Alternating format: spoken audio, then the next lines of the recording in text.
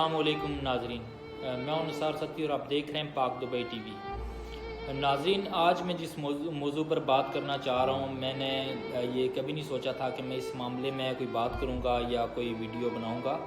और अब जबकि मैं आपसे बात कर रहा हूं इस मामले में, तो मेरी इंटेंशंस हरगिज़ ये नहीं कि मैं व्यूज़ और लाइक्स हासिल करूं, बल्कि मेरा ये मकसद है और मैं ये सोच के इस मामले में बात कर रहा हूँ कि शायद कि उतर जाए किसी के दिल में मेरी बात और कोई और डॉक्टर आमिर लियाकत हुसैन रंजो गम में मुब्तला होकर सबसे कट कर मौत की आगोश में ना जाए।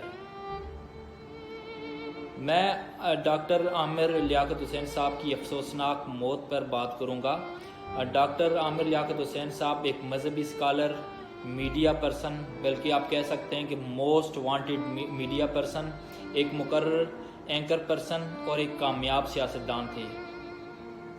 और उनकी इस तरह मौत ने सबको दुखी कर दिया और मुझे भी शदीद दुख हुआ और शायद हमेशा रहेगा। हमें कोई राइट नहीं है कि हम किसी को जज करें कि वो कितना ख़ताकार और कितना गुनहगार है। जिस तरह डॉक्टर आमिर लियाकत हुसैन साहब इस दुनिया से रुखसत हुए, उनकी मौत वाक़ हुई, मैं ये समझता हूँ कि वो हरगिज़ इस डिज़र्व नहीं करते थे कि वो इस तरह से दुनिया से रुखसत हों। इन्होंने अपनी ज़िंदगी में बहुत से अरूज व ज़वाल देखे, चाहे वो इनका कैरियर हो या पर्सनल लाइफ, लेकिन वो ज़िंदगी की तलखियों से उबर कर दोबारा खड़े हुए। लेकिन इस बार ऐसा ना हो सका क्योंकि हमारी बीमार ज़हनी पस्ती की शिकार सोसाइटी ने सारी हदें पार कर दी। आमिर लियाकत हुसैन साहब की गलती ये थी कि उन्होंने एक ऐसी लड़की जिसको उसके मोहल्ले में शायद कोई ना जानता हो, उसको अपना नाम दिया। और आमिर लियाकत हुसैन साहब की से शादी होने के बाद उस लड़की को पूरे पाकिस्तान ने जाना, हत्ता कि वो वक्त के वज़ीर आज़म से मुलाकात हुई उसकी। आमिर लियाकत हुसैन साहब के नाम ने उसको इज़्ज़त दी, उसको पहचान दी और पूरे पाकिस्तान ने इस तरह उसको जाना। लेकिन फिर आमिर लियाकत हुसैन साहब को उसने ऐसा डंसा कि वो मौत से जा मिले। इस सारे मामले में कसूरवार कौन है और कौन ज़िम्मेदार है आमिर लियाकत हुसैन साहब की इस तरह मौत का? सबसे पहले इस आमिर लियाकत हुसैन साहब की मौत का ज़िम्मेदार जो हमारे टीवी चैनल्स हैं, मेन स्ट्रीम मीडिया, जिन्होंने इस लड़की को बुला कर आमिर लियाकत हुसैन साहब की इज़्ज़त का जनाजा निकाला अपनी रेटिंग्स के लिए। ये वो चैनल थे कि जिनको एक नए कंसेप्ट दिए आमिर लियाकत हुसैन ने। इन टीवी चैनल्स के लिए आमिर लियाकत हुसैन साहब ने प्रोग्राम किए और इनको बिज़नेस दिया, लेकिन इन्होंने अपनी रेटिंग्स के लिए, चंद पैसों के लिए आमिर लियाकत हुसैन की इज़्ज़त को उछाला। इसके अलावा दूसरे नंबर पे सोशल मीडिया, यूट्यूबर्स जो माइक लेके हर रोज़ दानिया के घर पहुंच जाते थे, हालांकि वो इस चीज़ से बाखबर थे कि वो कैसा ख़ानदान है, कैसी फैमिली है जहां पे मीडिया को फेस करने वाला कोई मर्द मौजूद नहीं। लेकिन इसके बावजूद यूट्यूबर्स ने उस लड़की को प्रमोट किया और ये सिलसिला चलता रहा और फिर हद क्रॉस तब हुई जब नाज़ेबा और गैर अखलाकी तस्वीर वायरल की गईं और खूब उछाला गया। चंद डॉलर्स और व्यूज़ के लिए हर किसी ने इनको शेयर किया। खुदगर्जी और बेहिसी की इंतहा कि किसी ने ये ना सोचा कि डॉक्टर आमिर लियाकत हुसैन पे इसका क्या असर पड़ेगा। उस शख्स का मजाक उड़ाया गया, गलत ज़ुबान इस्तेमाल की गई, नाज़ेबा कमेंट्स किए गए। हालांकि जब वो वीडियोस सामने लाई गई तो पाकिस्तानी अवाम को चाहिए था कि वो डॉक्टर आमिर लियाकत हुसैन साहब के साथ खड़ी हो, क्योंकि उस लड़की ने मियाँ बीवी के रिश्ते के तक़द्दुस को पामाल किया। और हम एक इस्लामी मुल्क में रहते हैं, इस्लामी जमहूरिया पाकिस्तान में, और वहाँ पे चाहे आमिर लियाकत साहब हों या कोई कॉमन मैन, उसकी इस तरह की गैर अखलाकी वीडियोज़ और तस्वीर को इस तरह फैलाना, इस तरह उनकी तशहीर करनी, ये एक जुर्म था।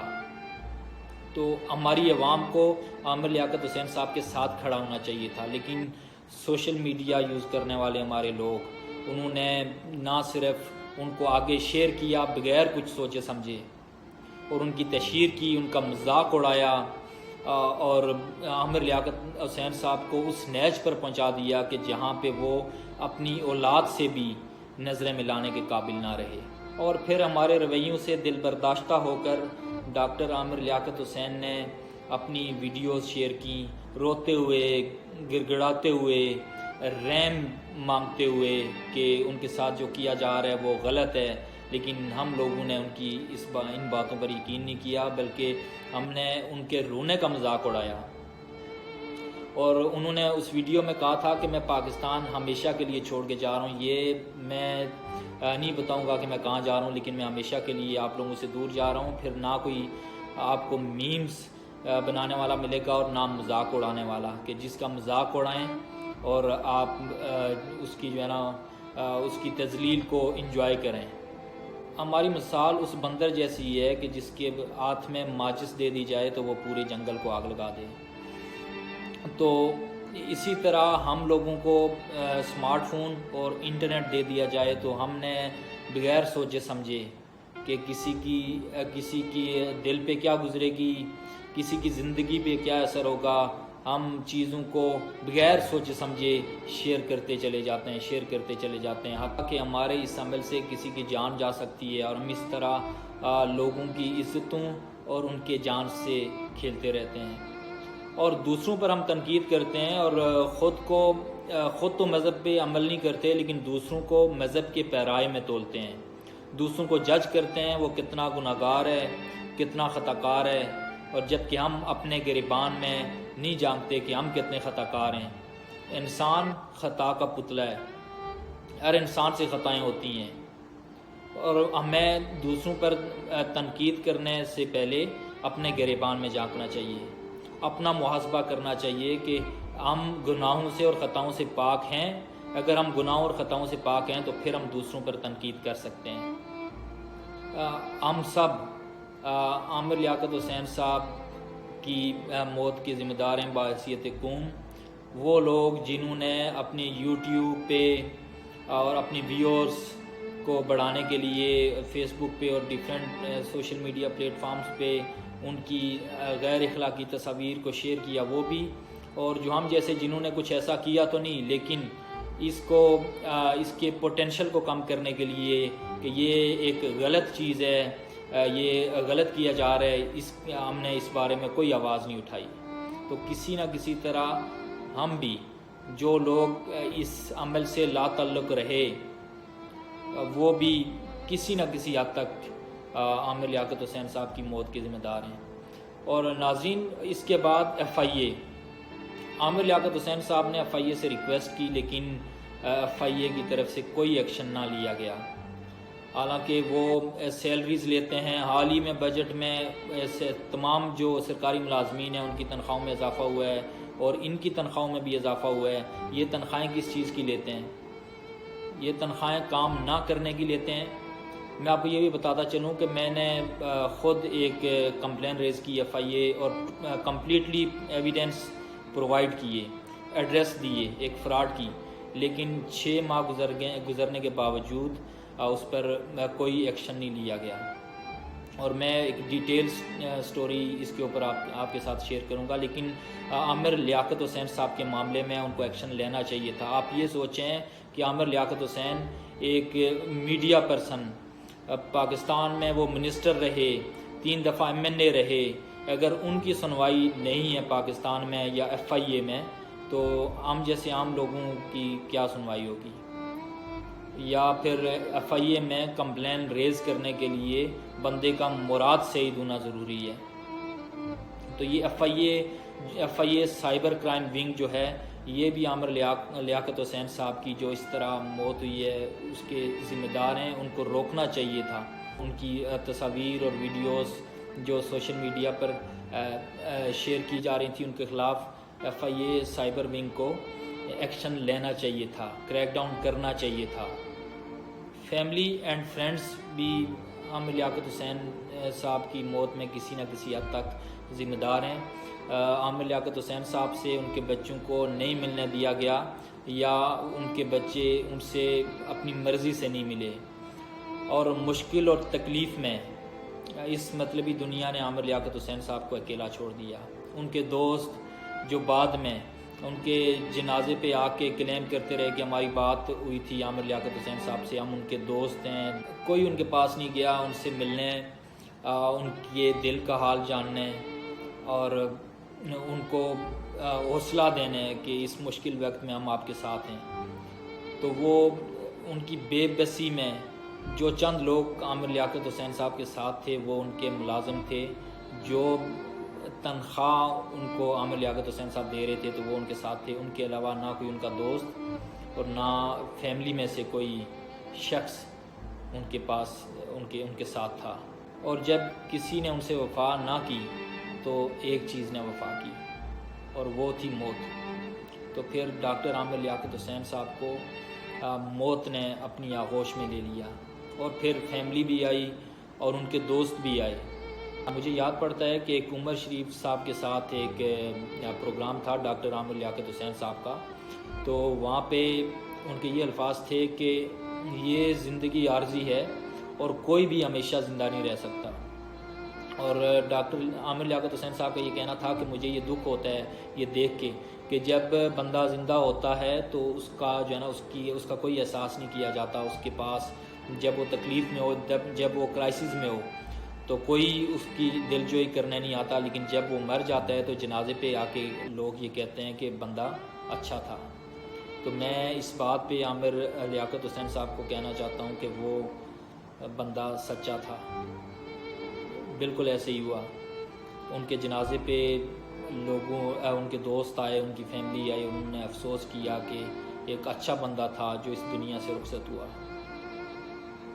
تو میری دعا ہے کہ اللہ پاک ڈاکٹر عامر لیاقت حسین صاحب کی مغفرت فرمائے اور جو تکلیفیں انہوں نے جھیلی ہیں اپنے آخری دنوں میں اس کے بدلے اللہ پاک ان کو اجر عظیم عطا فرمائے اور ان کو جنت الفردوس میں اعلیٰ سے اعلیٰ مقام عطا فرمائے.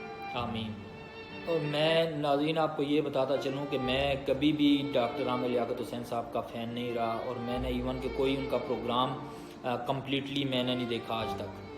لیکن جب وہ اس دنیا سے رخصت ہوئے تو ان کی اس طرح موت نے مجھے بھی ہلا کے رکھ دیا اور میں اب ان کو اور ان کی اس طرح موت کو کبھی نہیں بھول پاؤں گا. میں یہ چاہتا ہوں کہ دانیہ کے خلاف اور اسپیشلی اس کی ماں کے خلاف اور جن لوگوں نے یہ سب کچھ کروایا اور جس کی وجہ سے عامر لیاقت حسین صاحب کی ڈیتھ ہوئی ان کے خلاف کارروائی ہونی چاہیے. یہ میری ڈیمانڈ ہے اور آپ سب لوگوں کو بھی ڈیمانڈ کرنی چاہیے تاکہ فیوچر میں صاحب کی طرح اس طرح ڈپریشن کا شکار ہو کے دل برداشتہ ہو کے اس دنیا سے رخصت نہ ہو. اور ہمیں اپنے رویوں پر غور کرنا چاہیے کہ کیسے رویے ہمارے بغیر سوچے سمجھے ہم چیزوں کو آگے پھیلاتے جاتے ہیں، لوگوں کی عزتوں ان کی جانوں کے ساتھ کھیلتے ہیں اور دوسروں کے درد اور تکلیف کا بالکل احساس نہیں کرتے اور ان کے پین کا ان کی تکلیف کا ہم لوگ مذاق اڑاتے ہیں. ہم کسی کے حال پہ رحم نہیں کرتے، تو جب ہم کسی پہ رحم نہیں کرتے تو اللہ پاک ہم پہ رحم کیوں کرے؟ جب ہم کسی پر رحم نہیں کرتے تو ہم اللہ پاک سے رحم کی دعا اور اپیل کیوں کرتے ہیں؟ اور کیسے اللہ پاک ہمارے حال پہ رحم فرمائے گا کہ جب ہم دوسروں کی تذلیل کرتے ہیں، دوسروں کی تکلیف کا اور ان کے دکھ کا احساس نہیں کرتے؟ ہمیں اپنے رویوں کو اور اپنی اخلاقیات کو بہتر کرنے کی ضرورت ہے. اپنے حکمرانوں کو کہ ہمارے ساتھ حکمران یہ کر رہے ہیں وہ کر رہے ہیں، ہمیں پہلے اپنے آپ کو ٹھیک کرنا ہوگا کیونکہ حکمران ہم ہی میں سے اٹھ کے بنتے ہیں. تو جب تک ہم اپنے آپ کا احتساب نہیں کریں گے، اپنے رویوں کو بہتر نہیں کریں گے تو ہمارے حالات تبدیل نہیں ہو سکتے. اور اگر جب ہم کسی پوزیشن پہ ہوں یا اقتدار میں ہوں تو ہم جو اپنے انڈر کام کرنے والے ہیں ان کی تضحیق کرتے ہیں، ہم خود کو رزاق سمجھنا شروع ہو جاتے ہیں کہ رزق دینے والے ہم ہیں، جبکہ رزق دینے والے ذات اللہ پاک کی ہے. اس کے علاوہ اگر ہم ہمارے پاس کچھ اختیارات ہوتے ہیں تو ہم قہار بن جاتے ہیں، ہم دوسروں کے اوپر ظلم و ستم ڈھاتے ہیں.